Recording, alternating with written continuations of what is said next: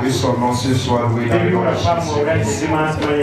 J'allais dire à la sœur Aminata, soyez les bienvenus parmi nous. J'ai une chose à vous dire. Vous êtes venus à la recherche de quelqu'un. Si vous ne venez pas, vous ne pouvez pas le trouver. Et si la personne ne vient pas également vers vous, vous ne pouvez pas le trouver. Il y a quelqu'un d'autre que vous devrez recevoir qui peut être avec vous tous les jours. Cherchez le Seigneur Jésus-Christ. Et il va demeurer avec vous tous les jours. Donc ce n'est pas par hasard que vous êtes là. Et j'appelle également tous ceux qui sont là, qui ne se sont pas d'accord de Jésus-Christ. Moi je me suis donné au Seigneur parce qu'il est la vérité. Aucun prophète n'a jamais dit qu'il est le chemin, la vérité et la vie.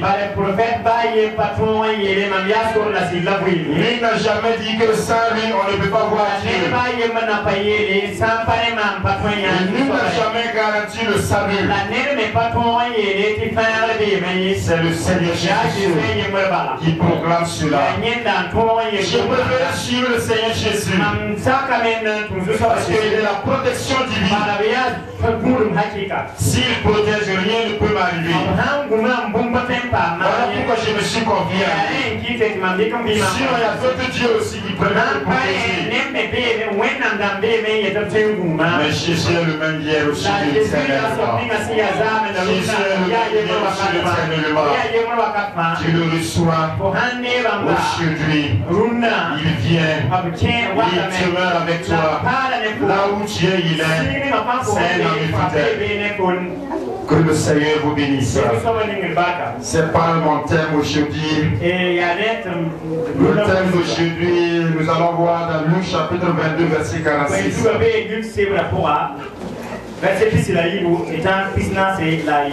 Luc chapitre 22, verset 46.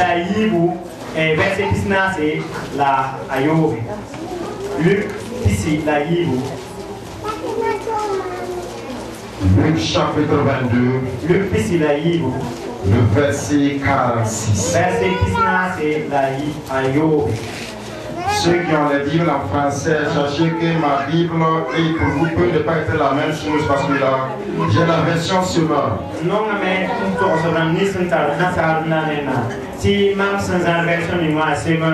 Luc chapitre 22, verset 46 dit ainsi: pourquoi dormez-vous? Leur dit-il, debout et priez pour ne pas céder à la tentation.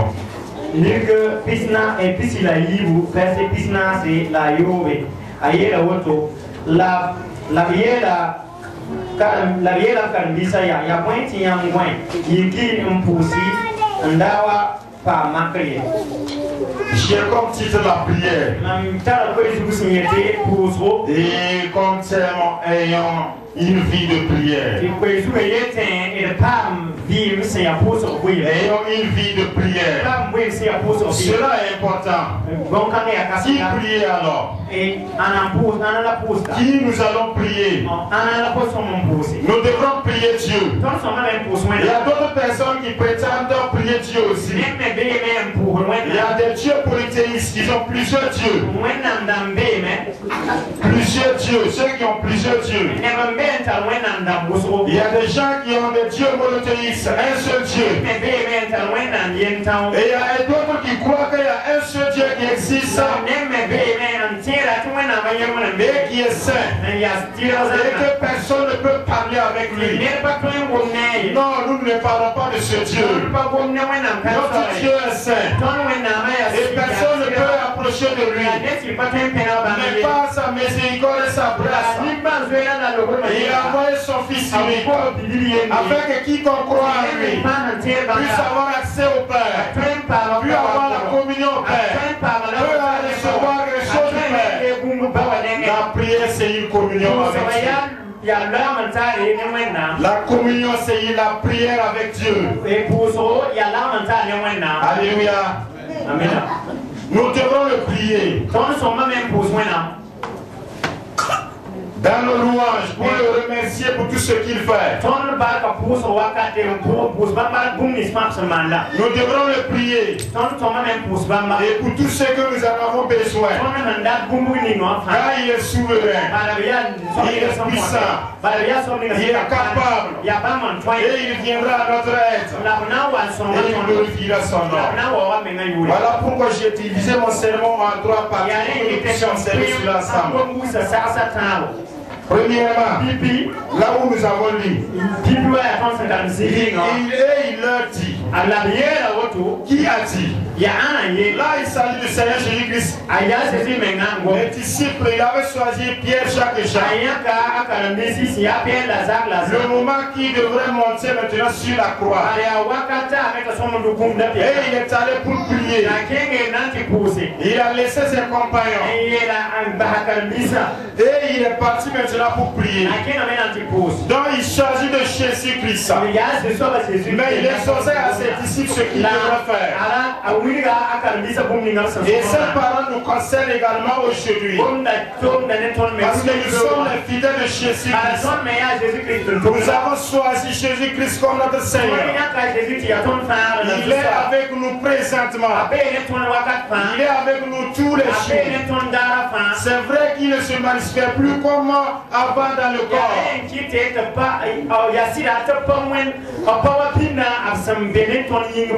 Mais il est en esprit avec nous. Et le deuxième point dit, pourquoi dormez-vous?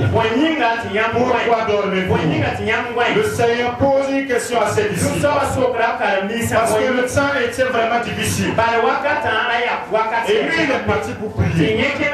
Il revient tous ses dormeurs mais il y a quelque chose que je veux que nous constations. Si nous lisons dans Marc chapitre 14 verset 40.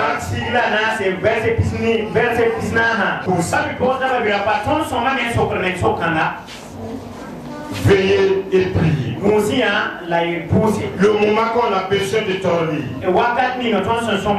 Le Seigneur nous interpelle. Pendant nos fatigues, nous devrons veiller. Nous devrons avoir toujours la communion avec Dieu. Nous devrons lui chercher la face de l'Éternel. Qui dort alors? Non, moi je prie. Peut-être d'autres personnes me le diraient. Oui, je prie. Mais souvent on dort. Souvent il y a d'autres personnes qui prient. Ils ont besoin de quelque chose. Ils vont indexer quelqu'un. Mon oncle, mon grand frère, mon papa, ma maman. Je sais que c'est lui ou bien c'est elle qui peut faire mon affaire. Seigneur, je veux que tu passes par lui pour me donner quelque chose. Tu es comme quelqu'un qui dort. Tu limites l'Éternel. Tu as demandé à Dieu ce qu'il doit faire. Non, tu n'as pas demandé à Dieu de t'exaucer. Tu es assis et puis tu ne t'es pas levé. Plusieurs personnes dorment. Dans les foyers. Mon mari là, c'est un cas. Mon mari là, c'est un cas. Ma femme là, non vraiment, c'est l'erreur que j'ai faite. Il ne cherche pas la solution ailleurs. Il ne présente pas ce qui se trouve dans sa famille à l'extérieur. Montre le problème qui se trouve dans ton foyer à l'extérieur qui est Dieu. Et vois ce que Dieu va faire. Peuple de Dieu, mes enfants, dormez. Il faut toujours, j'allais dire, même ces gens-là sont morts. Je suis concerné dont je parle. Il y a d'autres personnes qui croient que si c'est pas lui là, si je ne parle pas de lui là de prier, c'est grave, mon affaire là c'est grave. Il n'y a pas de solution. Ces personnes se font des gens qui sont morts spirituellement. Parce qu'ils ne savent pas que Dieu est pour eux aussi. Non, Dieu n'est pas son Dieu. Dieu, il est mon Dieu. Il est notre Dieu. Aucune raison que Dieu exauce à mon interprète et il ne peut pas l'exaucer. Oui, souvent il y a des dons. Il y a des dons différents. Mais toi, tu n'as jamais communiqué ton problème avec l'extérieur. Tu prends ton affaire, si ce n'est pas lui là qui peut communiquer ton problème avec Dieu. Le Seigneur Jésus nous interprète ce matin. Nous devrons avoir une vie de prière. Nous devrons veiller tout ce que nous constatons dans notre vie. Nous devrons confier cela à l'extérieur. Et le Seigneur pourvoira. L'Éternel pourvoira. Et le 23e point, notre dernier point. L'Éternel a dit, levez-vous et priez afin que vous ne tombiez en tentation. La tentation. On prie avant qu'on arrive dans la tentation. Dire que c'est pas au moment de la tentation qu'on peut prier encore. Il y a des circonstances à laquelle que si tu as vécu, tu ne peux plus prier. Mais si tu as la persévérance dans la prière, et si tu pries chaque moment, si tu as toujours des relations avec l'Éternel, l'Éternel pourvoira toutes choses. Au moment de la tentation, priez afin que vous ne tombiez dans la tentation. Parce que le diable est toujours là. Satan est toujours là. Il lutte contre l'Église. Il fait tout pour que la faillite des chrétiens. Nous devrons prier pour ne pas accéder à cette tentation. C'est le Seigneur qui nous interpelle. Ce matin, je ne sais pas les circonstances que vous êtes. Tu vois dans ta famille, je ne sais pas. Et moi également dans ma famille, peut-être tu ne sais pas.